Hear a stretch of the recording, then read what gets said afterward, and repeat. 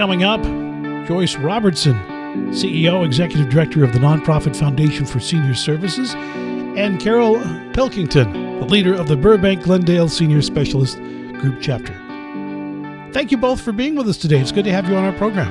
Thanks so much, Larry. We're glad to be joining you and help shed some light on what the foundation does in caring for seniors and their families to live well as they age well. All right, let's start with a definition. Foundation, describe what it is. Explain the name and what it does. The Foundation for Senior Services is a nonprofit 501c3 public charity, and our mission is to provide valuable resources, education, and services to seniors and their families to help all seniors live well with dignity. And is it geographically across the country, across Southern California, anywhere people are tuning in and want to contact you? How does it work? We have actually 9 chapter locations from Orange County, Los Angeles County, and Ventura County. And we have specialized chapters and specialists, 300 plus of them, that serve at various capacities. And we're also affiliated with the Village to Village nationwide network, so we can provide resources and give resources to states outside of California as well. We're talking about the Nonprofit Foundation for Senior Services. Carol, over to you for a moment here. You're the leader of the Burbank-Glendale Senior Specialist Group Chapter and a key member of the Foundation's Advisory Council. Tell us what you do.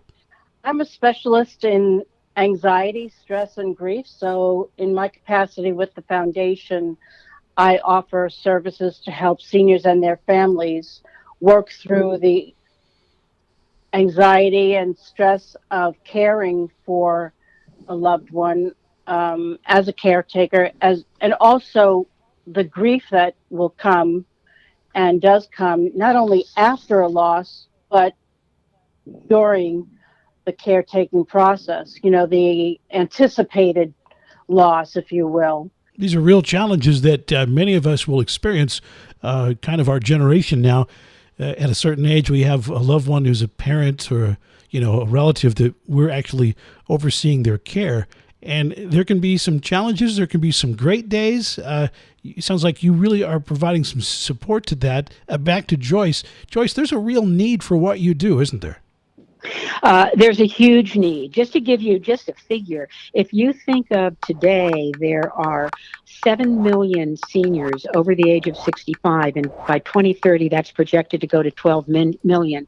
And we get calls into our call center all the time asking for those services that you just described from the families, not knowing how to prepare for their elders and what kinds of services are out there and available. So we're able to bring forth all of those educational programs and those services and options in the community. And we partner with a lot of organizations as well, like Alzheimer's and others, so we can pool our resources and be that centralized source and locally put out those services to the communities that we serve through those chapters that I mentioned. We currently have 9. We started with 1 about 3 years ago, and we're organically growing. So the need is clearly there. Joyce and Carol, through COVID, did things kind of shift a bit? It seems like families who might have had external help coming in kind of thought, well, wait a second, maybe I don't want somebody coming in with my 95-year-old, mom every day, and maybe they'll bring COVID in. Families may have done more of the care themselves. Did you notice that, Joyce? Absolutely. Into our call center, we got so many calls. Just for example, people that were waiting for their Meals on Wheels and they couldn't get through, or people that no longer had in-home care services coming in because of COVID and being afraid either to have the family exposed or certain organizations not being willing to go in. So we saw a huge increase on getting information and education. We started many virtual sessions. In fact, many of our chapters could no longer meet in person. So virtually, we do many programs on a weekly basis of education, and we try to connect people with those that they can actually work with that are COVID certified, if you will. But it's been a major challenge and quite an increase. Carol, I know you've seen that too in the loneliness and isolation. Yes, absolutely. In fact, over this past 18 months, one of the biggest things that we concentrated on with bringing the various senior groups together was on how to cope with the isolation, the anxiety, and the loss of connection, both in person and helping people deal with, not being able to hold one another, not to be able to see one another in person. It's been really challenging for many. And add to that the fact that some in this generation are not technically as savvy as their younger counterparts who quickly adapted to Zoom and, Right. FaceTime and things like that. You really need to take some extra time to help that relative along, don't you? Oh my goodness, Larry, we have such a gap in the digital divide with seniors, and we have put forth a program to actually help them learn how to get onto Zoom or get onto the internet. And we work with partners for those that are not. That don't have good broadband access, so they can actually connect. And we're actually doing roundtable support groups through Zoom right now, and we will go out and teach even how to get onto Zoom, because you're right. If they can't get onto the internet, we have a huge technical digital divide, and we're working on that. And you might know that through the FCC, there's a program of bringing broadband access to those that are low income, and we connect with those to help get that broadband set up in their homes. Right. I remember as my mom would, have her iPhone and teaching her to swipe across to answer it, and just what you did. In her senior center, they actually had kids from the local high school a few years ago come in and work with these 94-year-olds, showing them, look, you can call your loved one and we can set the print to be much larger. And there's all this stuff that when you get the phone, it's nice, but it doesn't teach you. You have to have someone kind of show you. We have just a little time remaining, so let's list off some of the resources that are available and then how people access them. If you're just tuning in, we're talking about programs available through the Foundation for Senior Services. Joyce, list off some of the specific programs available and how our listeners can get there. Well, our website is www.foundationforseniorservices.org. And you can always go onto our website and our event calendar to sign up for all of our educational programs and events. And they range from everywhere to emotional wellness, financial wellness, care management, chronic disease, and so on.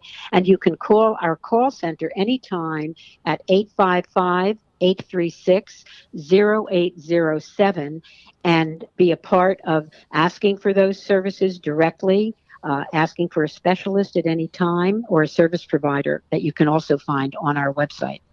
Right. Again, the website is www.foundationforseniorservices.org. Are there any fees involved? Many of our services are free to the community. Most of the education that we do and the roundtable support groups that we bring together.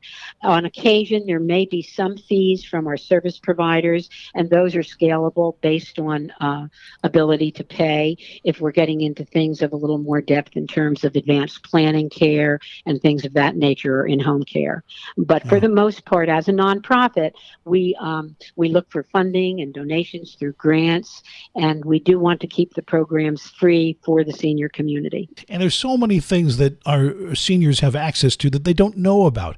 I know that, health-wise, there's a lot of health programs that are designed to help. With a senior, sometimes you have a loved one who's gone into the hospital for a procedure. When they come out, there are various services that are available to them and programs that can be set up to assist them. Maybe it's devices they need or things that help around the house. All this is out there, but people have to know how to connect to them, don't they?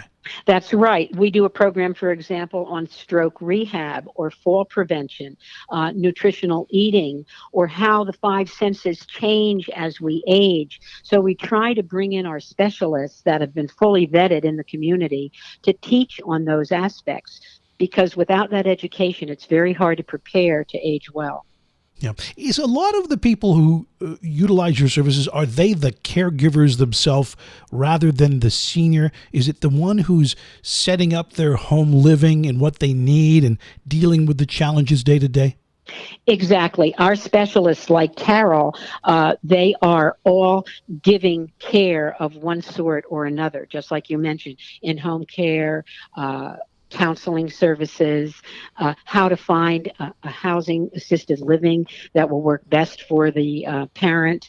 Also, our 300 plus specialists are all coming from a caregiver perspective of professionals, but we also utilize and ask for volunteers to help us carry out some of the things that we're doing and to be on the other end of our Call Companion social call program where we call out to provide companionship via phone calls. So volunteers are also really important. Final minute for each of you. Just some quick thoughts here what would you want our listeners to know?